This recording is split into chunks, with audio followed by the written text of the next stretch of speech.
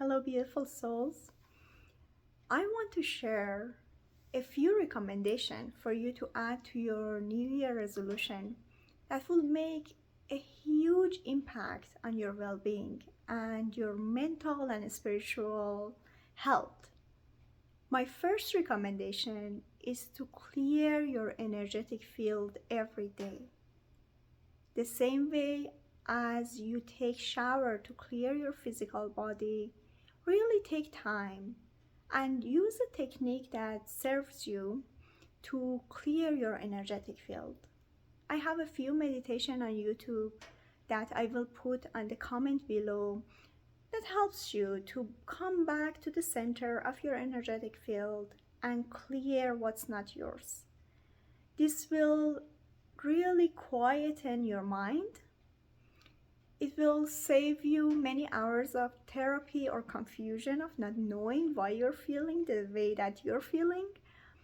And it also improves your health because when we take on other people's energy or we have some entity attachment, which happens almost every day when you walk into certain places or interact and you're off your center and you pick up something in your energetic field, this will drain your energy field. You will feel more tired than usual. You might feel certain emotions that are in resonance with your own emotions and patterns, but very, very exaggerated. So make a habit this year in 2024 to clear your energetic field every day. The other recommendation that I want to share with you is to checking with your energetic field during the day and bring yourself to the center. Sometimes when we're rushing or we're engaged at work with very intellectual task, then our energetic field tend to most often tilt to the right or be very much in our head, and we will be ungrounded. Or if we're rushing, sometimes the whole energetic field is twisted. The very simple exercise that you can use is to just bring your palms in front of your heart and press your palms together and take just 2 or 3 deep inhale and exhale, and you will feel a difference. Feel your feet and just come back to the center. And do this a few times during a day, especially when you're at work or you feel like you're rushing and you're in time crunch. This will help you to stay in your energetic field so you have this clarity and understanding of what's happening during the day for you. And my last recommendation that you might want to consider to put in your New Year resolution is to really pay attention to that internal self-talk. Often, two things might happen. One is that you fully block your shadow self and you don't hear that negative self-talk, even though unconsciously it's actually running in the background.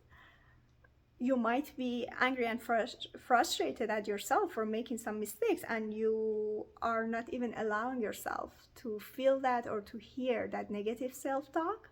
Or sometimes you're very much indulging in it, and you made that mistake the first thing in the morning.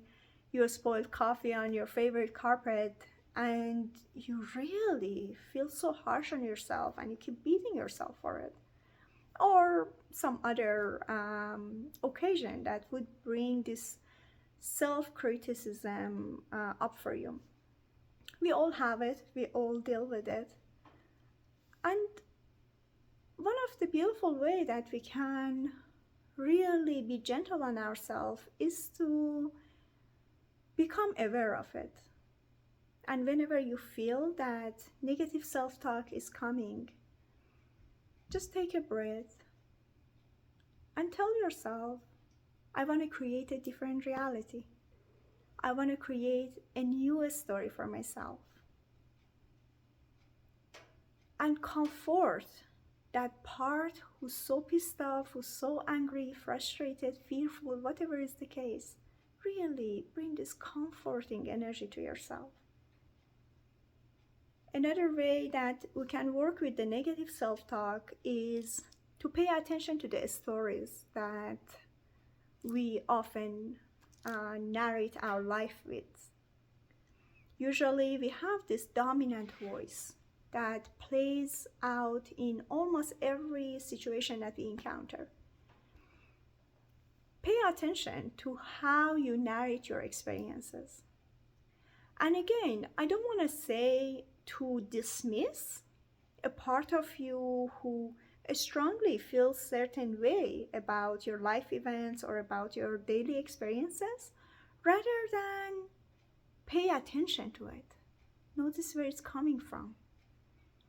And see if that negative perspective or even that fixed narrative that you always have of life can gently be transformed into something that's supportive.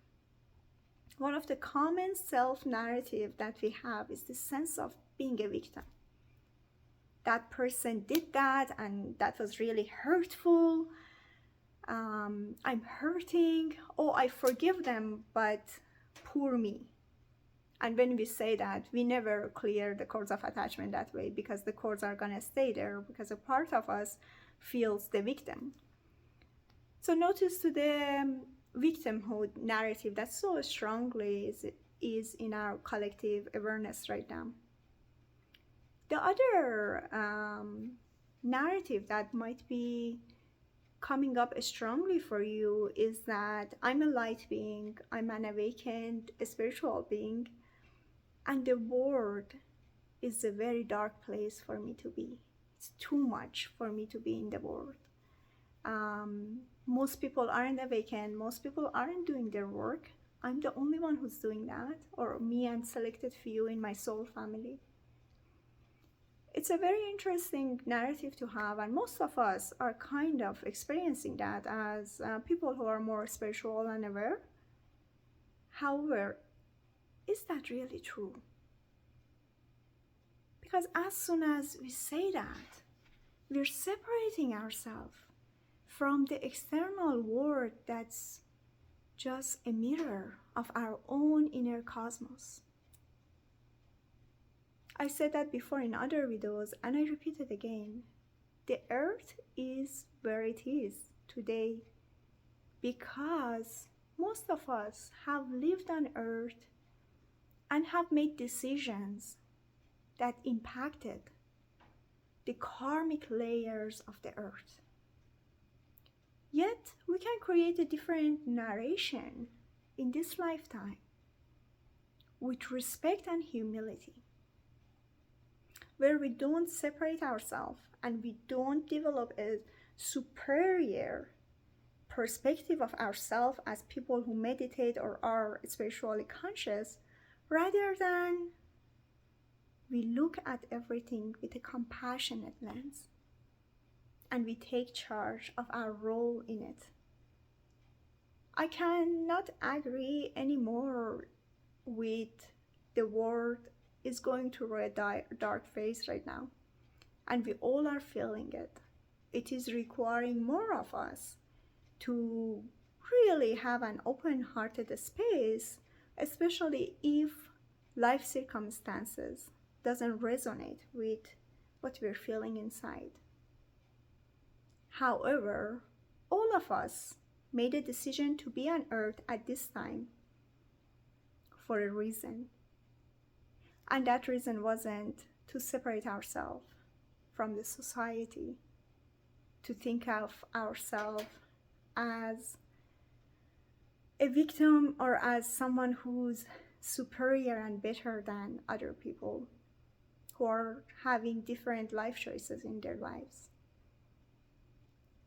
In the spirit realm, we are all students and we are all brothers and sisters, equally respected in the eyes of Creator. even though we might be in different grades in the school of life. So consider these recommendations, and you will see that it changes your perspective and it helps you to stay centered, grounded, and in a compassionate space for yourself and others in 2024. Blessings to you, dear souls.